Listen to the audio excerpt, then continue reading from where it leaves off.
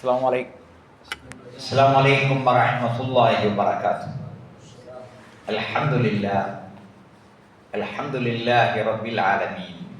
Allahumma salli ala Muhammadin wa ala ali Muhammad kama sallaita ala Ibrahim wa ala ali Ibrahim wa barik ala Muhammadin wa ala ali Muhammad kama barakta ala Ibrahim wa ala ali Ibrahim innaka Hamidum Majid. ഇസ്ലാമിൻ്റെ വിധിവിലക്കുകൾ നിയമനിർദ്ദേശങ്ങൾ സൂക്ഷിക്കാൻ അള്ളാഹുവെ അനുഗ്രഹിക്കണം. ഖുർആൻ വിളിക്കുന്നു എന്ന സംസാരമാണ് നമ്മൾ കഴിഞ്ഞ ക്ലാസ്സുകളിലായി നടത്തിയത്. ഖുർആനെ കുറിച്ച് ഖുർആൻ പറഞ്ഞ കാര്യങ്ങൾ, ഖുർആൻ നമുക്ക് നൽകുന്ന അടിസ്ഥാനപരമായ വിഷയങ്ങളെക്കുറിച്ചാണ് ഇന്ന് നമുക്ക് തുടങ്ങാനിരിക്കുന്നത്. അള്ളാഹു അനുഗ്രഹിക്കുമാറാകട്ടെ. ഖറഅ എന്നതിൻ്റെ അർത്ഥം നമ്മൾ കേട്ടു. പാരായണം ചെയ്യാം. അതിൻ്റെ അർത്ഥം പഠിക്കണം, ആശയം മനസ്സിലാക്കണം, അതനുസരിച്ച് ജീവിക്കണം, അത് മറ്റുള്ളവർക്ക് പറഞ്ഞു കൊടുക്കണം, നിലനിർത്തണം എന്ന 5 കാര്യങ്ങളാണ് നമ്മൾ മനസ്സിലാക്കിയത്. അതനുസരിച്ച് നമ്മൾ നേരത്തെ തന്നെ തുടങ്ങിയിട്ടുണ്ടാവും. നമ്മൾ ആരും ഇപ്പോൾ ആദ്യമായി കേൾക്കുകയല്ല ഈ കാര്യങ്ങൾ. അതുകൊണ്ട് തന്നെ നമ്മുടെ മനസ്സിൽ ഇതെല്ലാം ഉണ്ട്. അടുക്കോടും ചിട്ടയോടും കൂടി ഖുർആനെ സമീപിക്കാൻ സാധിച്ചാൽ, മറ്റുള്ളവർക്ക് ഉപകാരമാകുന്ന വിധത്തിൽ കൂടി നമ്മൾ ഈ ഖുർആനെ മനസ്സിലാക്കാൻ ശ്രമിച്ചാൽ വളരെ വലിയൊരു മാറ്റം നമ്മുടെ ലോകത്ത് നടക്കും. അറബി ഭാഷ അല്ലാഹു സുബ്ഹാനഹു വ തആല നിലനിർത്തിയത് പരിശുദ്ധ ഖുർആന് വേണ്ടി കൂടിയാണ്. ആ ഭാഷ നമ്മൾ പഠിക്കുന്നതോടുകൂടി ലോക നിലവാരത്തിലേക്ക് നമ്മൾ ഉയർന്നു. മലയാളം ഒരു ചെറിയ കോണിൽ മാത്രമുള്ള ഔദ്യോഗിക ഭാഷയാണ്. എന്നാൽ അറബി എന്നത് ലോകം മുഴുവൻ അൽഹംദുലില്ലാഹ് യഹ്ദീകുമുല്ലാഹു ബിസ്സലാം ലോകം മുഴുവൻ നിറഞ്ഞു നിൽക്കുന്ന ലോകഭാഷയാണ്. ഖുർആൻ നമ്മൾ പിൻപറ്റുന്നതോടുകൂടി, ഖുർആൻ്റെ ആളുകളാവുന്നതോടുകൂടി നമ്മൾ അള്ളാഹുവിൻ്റെ ആളാവുകയാണ്.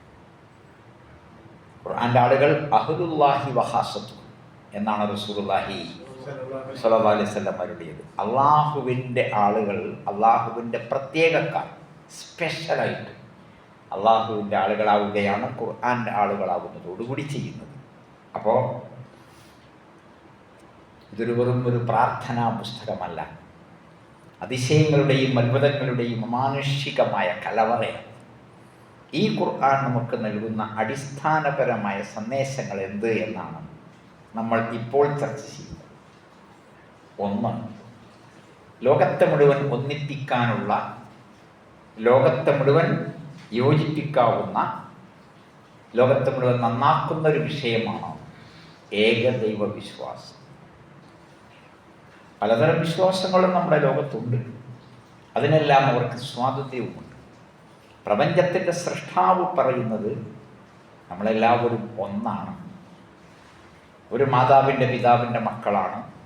പഠിച്ചിട്ടുണ്ട്. യാ അയ്യുഹന്നാസ് തഖൂ റബ്ബക്കുമുല്ലദീ ഖലഖക്കും മിൻ നഫ്സിൻ വാഹിദ.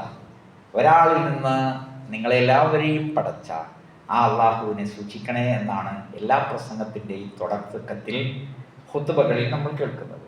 നിസായിലെ 1-ാമത്തെ ആയത്ത്, ഹുജറാത്തിലെ 13-ാമത്തെ ആയത്തിൽ അള്ളാഹു വരുടുന്നത് യാ അയ്യുഹന്നാസ് മനുഷ്യരേ ഇന്നാ ഖലഖനാകും മിൻ ദക്കരിൻ വ ഉൻസ, നിങ്ങളെ നാം പടച്ചത് ഒരാണിൽ നിന്നും പെണ്ണിൽ നിന്നുമാണ്. വജഅൽനാകും ശുഊബൻ വ ഖബായില ലിതഅറഫു, നിങ്ങളെ ഗോത്രങ്ങളും വിഭാഗങ്ങളുമാക്കിയത് നിങ്ങൾ തമ്മിൽ പരിചയപ്പെടാൻ വേണ്ടിയാണ് എന്നാണ്. അപ്പോൾ എല്ലാ മതവിഭാഗങ്ങളും എല്ലാ മനുഷ്യവിഭാഗങ്ങളും ഒരു മാതാവിൻ്റെ പിതാവിൻ്റെ മക്കളാണ്, ഒരു പടച്ചവൻ്റെ അടിമകളാണ്. നമ്മളെല്ലാവരെയും സൃഷ്ടിച്ചിരിക്കുന്നത് ഒരാളാണ്. അപ്പോൾ ഉച്ചനീചത്വങ്ങൾക്ക് സ്ഥാനമില്ല, തൊട്ടുകൂടായ്മക്കും തീണ്ടിക്കൂടായ്മക്കും സ്ഥാനമില്ല. പിന്നെ ആദം നബിയുടെ ഒരു മകൻ മറ്റൊരു മകനെ കൊന്നു. അപ്പോൾ കൊന്നവൻ്റെ മക്കളാണ് നമ്മളൊക്കെ. അതുകൊണ്ട് വല്ലാതെ വമ്പും വീമ്പും പറയാനൊന്നും അവകാശമില്ല.